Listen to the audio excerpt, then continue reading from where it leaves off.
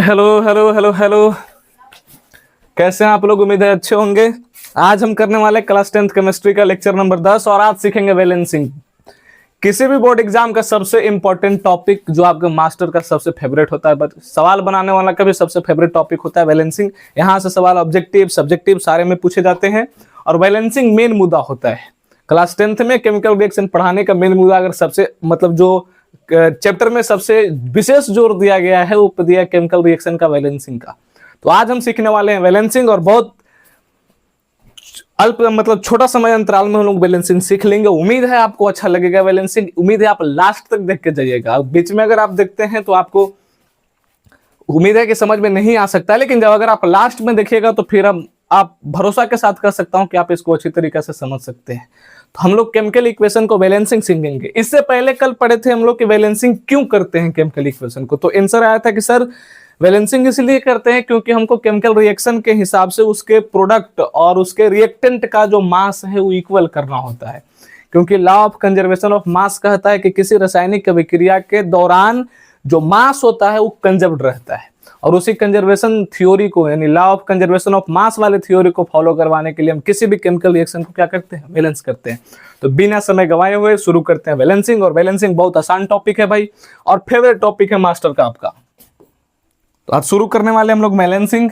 तो आप कॉपी में हेडिंग लगाएंगे balancing of chemical reaction, balancing of chemical reactions या केमिकल इक्वेशन कहेंगे, कोई दिक्कत नहीं है।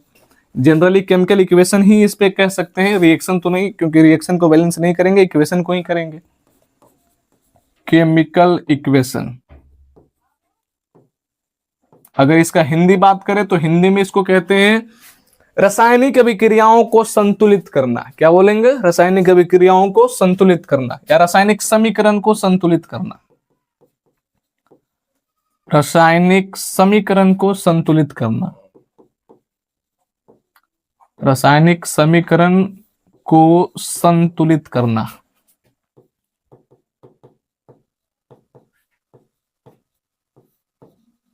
अपना टॉपिक है रासायनिक समीकरण को संतुलित करना। आज हम सीखेंगे कि कोई भी रासायनिक या केमिकल इक्वेशन हो उसको संतुलित कैसे किया जाता है। वैसे संतुलित करने का बहुत सारा मेथड है, आपको हम अभी आज के इस वीडियो में सिर्फ एनसीईआरटी वाला मेथड करेंगे।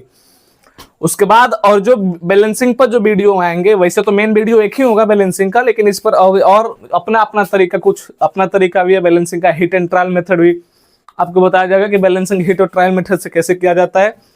बहुत आसान है बैलेंसिंग, टेंशन नहीं लेना है। तो अभी तक आपको नहीं आता होगा तो इस वीडियो के बाद आप बैलेंसिंग आपको आ रहा होगा। तो शुरू करते हैं। सबसे पहले क्या किया जाता है, अगर आप बैलेंसिंग करना चाहते हैं, केमिकल रिएक्शन को बैलेंस करना चाहते हैं, तो सबसे पहले तरीका है बैलेंसिंग का कि आपको पहले ना जो केमिकल रिएक्शन दिया गया है उसको पहले आप शब्द समीकरण में लिखिए।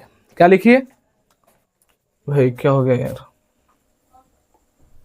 जो केमिकल रिएक्शन है उसको पहले क्या करना है, शब्द समीकरण में लिखना है। ठीक, तो लिखते हैं।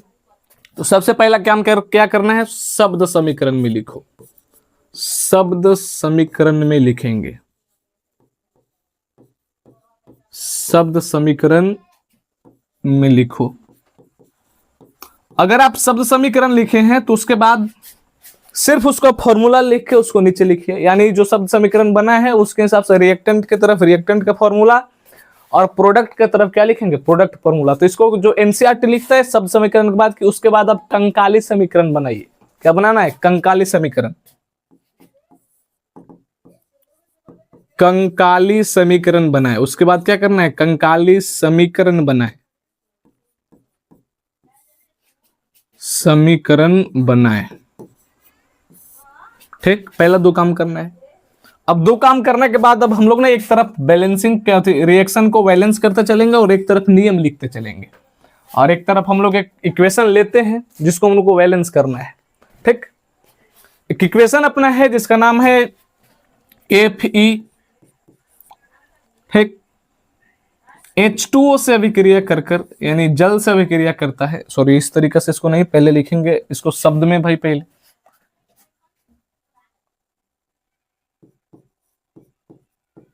लोहा या लोहे के टुकड़े, लोहे के टुकड़े को नमी में रखने पर नमी में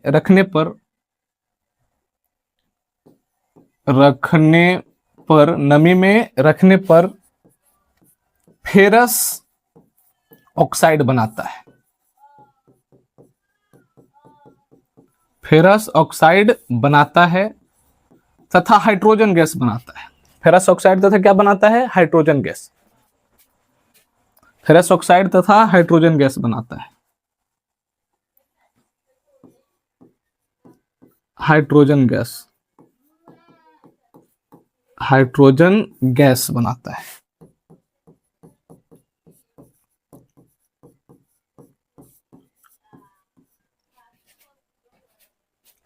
लोहे के टुकड़े को नमी में रखने पर फेरस तथा हाइड्रोजन गैस बनता है, फेरस ऑक्साइड तथा हाइड्रोजन गैस बनता है। इसमें पहले क्या करना है? पहला काम अगर बोलेगा कि इस एक केमिकल रिएक्शन है, इसको आप बैलेंस करके दिखाइए, केमिकल इक्वेशन लिखिए और फिर क्या करिए? बैलेंस करिए, 2 मार्क्स। तो क्या करेंगे? तो सबसे पहले इस इक्वेशन से हम लोग, जो भाई एक सेकंड, इस इक्वेशन को पहले हम लोग, पहले जो केमिकल रिएक्शन है उसको इक्वेशन में कन्वर्ट करेंगे।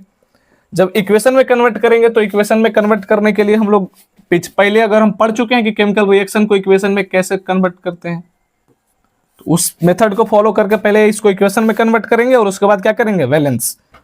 ठीक, तो आइए पहले इसको हम लोग इक्वेशन में कन्वर्ट कर लेते हैं। देख भाई, कह रहा है कि जो अपना पास जो फेरस है ना, वो यानी लोहा, अभिक्रिया करके क्या बना रहा है? लोहा अभिक्रिया करके क्या बनाता है? लोहे के टुकड़ों को नमी में रखने पर फेरस ऑक्साइड तथा क्या बनता है? हाइड्रोजन। बन क्या रहा है? तो सर फेरस ऑक्साइड।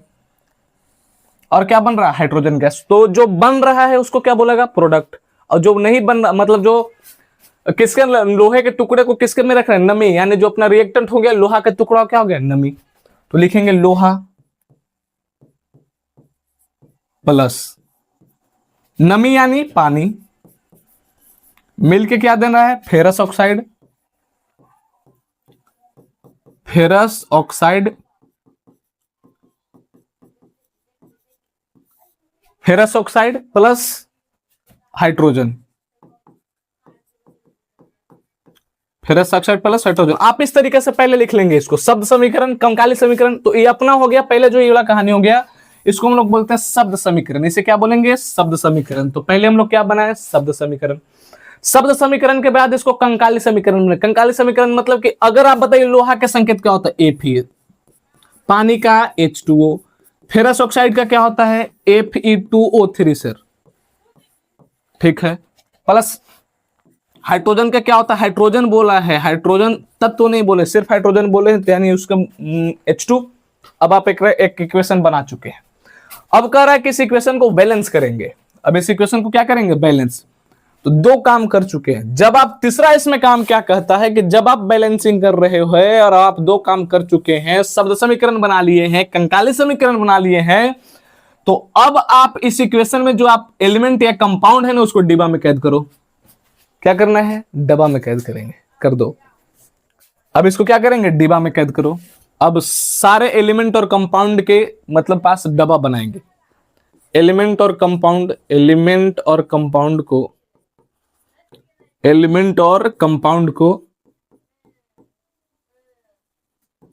बॉन्ड्स को डिब्बा के अंदर करेंगे, डिब्बे के अंदर करेंगे,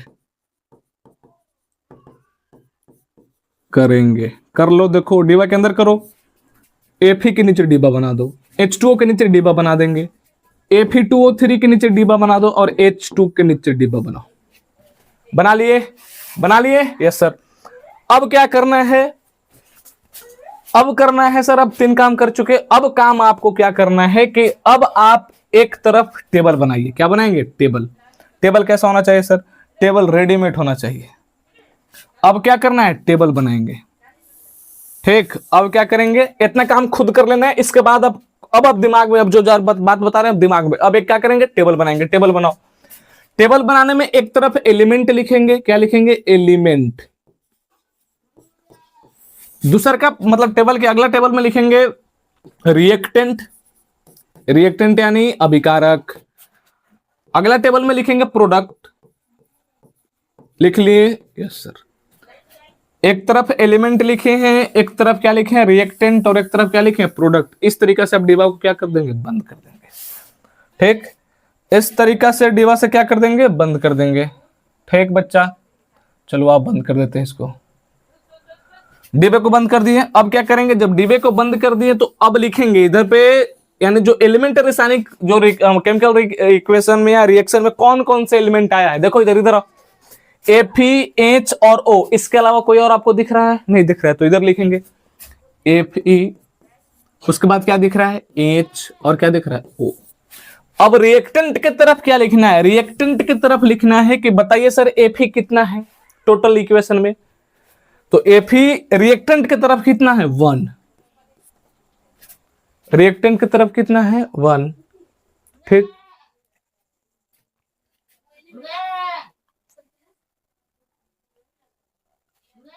प्रोडक्ट की तरफ कितना है 2, लिख लो 2। ठीक, हाइड्रोजन कितना है रिएक्टेंट की तरफ, तो सर 2। प्रोडक्ट की तरफ कितना है 2। ऑक्सीजन रिएक्टेंट की तरफ कितना है 1। प्रोडक्ट की तरफ कितना है सर 3। सर कितना 3। अब क्या करेंगे, अब इस तरीके से आप टेबल बना लिए, सबको टेबल बना लेना है, बना लिए। अब क्या करना है, ऊपर से शुरू करेंगे, ऊपर से शुरू करके इस टेबल को इक्वल करेंगे। इक्वल मतलब कि रिएक्टेंट तरफ नंबर इक्वल करेंगे और प्रोडक्ट की तरफ नंबर क्या करेंगे, इक्वल करेंगे। और इक्वल कैसे करेंगे सर, ये तो ना इंसाफ है। रिएक्टेंट की तरफ प्रोडक्ट Fe कितना 1, हाइड्रोजन कितना 2, ऑक्सीजन कितना 1, इसको इक्वल कैसे करेंगे। तो इक्वल करने के लिए आप किसी नंबर से इसमें गुना कर सकते हैं। क्या कर सकते हैं, गुना कर सकते हैं। मल्टीप्लाई बाय एनिंग नंबर, इसको क्या कर सकते हैं, इक्वल। ठीक, किसी भी नंबर से इसमें गुना करके आप इस टेबल को क्या बना सकते हैं, इक्वल। और इक्वल जब आप इस टेबल को बना रहे होते हैं ना, तो बगल में इस रिएक्शन का छोटा रूप और आप इधर ले लीजिए, इस रिएक्शन को छोटा रूप इधर ले लेंगे। Fe डिब्बा में कैद कर लो भाई इसको, प्लस H2O, फिर से क्या करना है, डिब्बा में कैद कर लेना है। छोटू सा तीर Fe2O3 प्लस H2, रुक भाई एक second,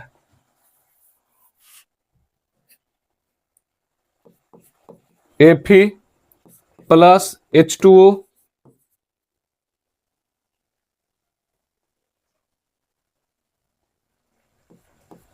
H2O reaction Fe2O3 plus H2।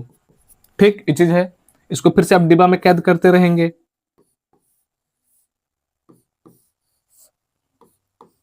कर लिए। अब इधर Fe से शुरू करेंगे और नीचे तक जाएंगे। ठीक, Fe रिएक्टेंट तरफ कितना है 1, इधर कितना है 1, इधर कितना है 2। अगर जब हम इसको इक्वल करना चाहते हैं तो कितना से मल्टीप्लाई करना पड़ेगा, 2 से। कितना से, 2 से। तो यहां पे 2 लिख देंगे, क्या लिख देंगे 2। 1 इंटू 2 इक्वल टू कितना गया 2, यहां पे 2 लिख देंगे। इधर भी 2 और इधर भी 2 इक्वल है। तो जब यहां हम लोग Fe के सामने जब इसको मल्टीप्लाई किए तो देखो रिएक्शन में Fe किस डिब्बा के अंदर है, सर पहला वाला डिब्बा के अंदर। जब पहला वाला डिब्बा के अंदर Fe है तो हम इसको क्या करेंगे, डिब्बा के बाहर ही क्या लिख देंगे 2। Clear, clear. सर अब किस पे ध्यान देना है, हाइड्रोजन पे। किस पे ध्यान देंगे, हाइड्रोजन पे। हाइड्रोजन पे आओ, सबको आओ इधर देखो, हाइड्रोजन इक्वल है, इक्वल है सर। हाइड्रोजन क्या है, इक्वल है। तो इक्वल है तो इसको छोड़ देंगे, क्या करेंगे, छोड़ देंगे। अब लास्ट वाले पे आएंगे, किस पे, ऑक्सीजन पे। ऑक्सीजन इधर कितना 1, इधर कितना 3, इधर कितना 1, इधर कितना 3।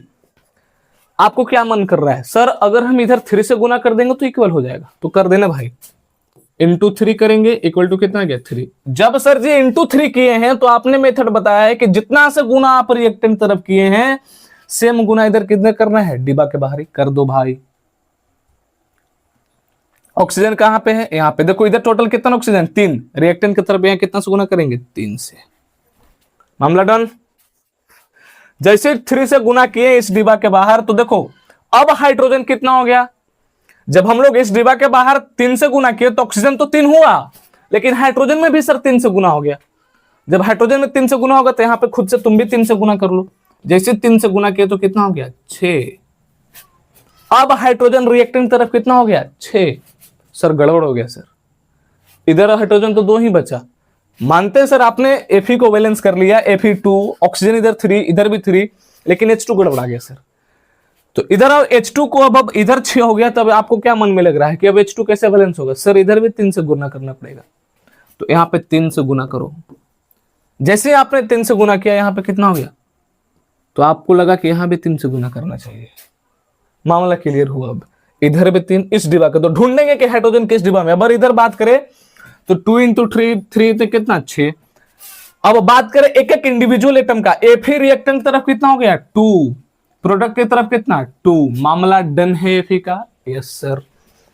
हाइड्रोजन कितना 6, किस तरफ? रिएक्टेंट तरफ, तो प्रोडक्ट की तरफ भी कितना 6।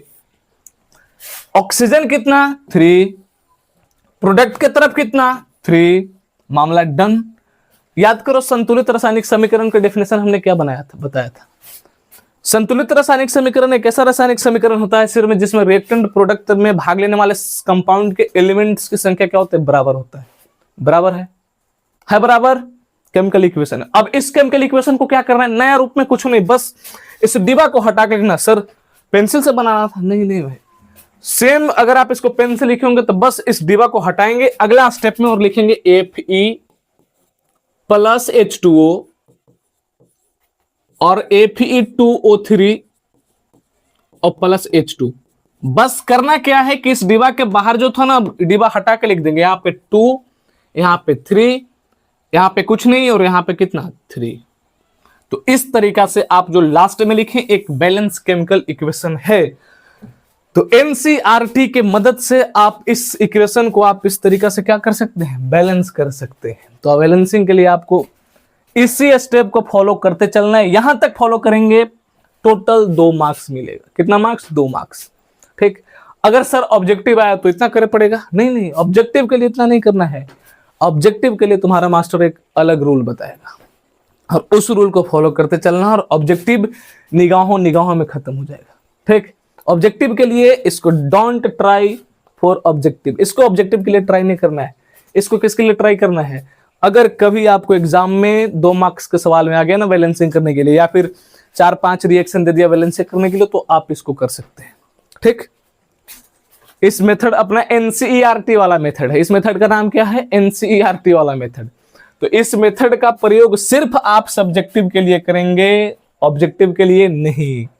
Don't try for objective. Objective के लिए आपको टाइम खाएगा और कुछ नहीं। तो चलिए आज का अपना क्लास इतना ही, और घर से आपका सिर्फ एक होमवर्क रहेगा कि आप एक केमिकल इक्वेशन को बैलेंस करके लाइएगा। केमिकल रिएक्शन क्या है? केमिकल रिएक्शन है कि जब सिल्वर नाइट्रेट के सॉल्यूशन को NaCl के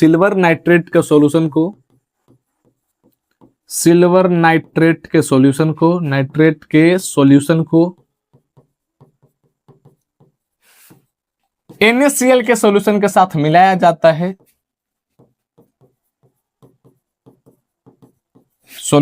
के साथ मिलाया जाता है,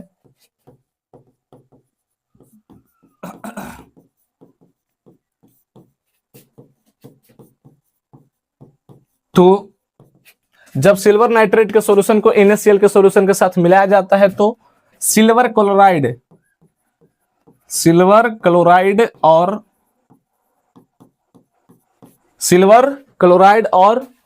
जब सिल्वर नाइट्रेट के सॉल्यूशन को NaCl के सॉल्यूशन के साथ मिलाया जाता है तो सिल्वर क्लोराइड और सोडियम नाइट्रेट बनता है।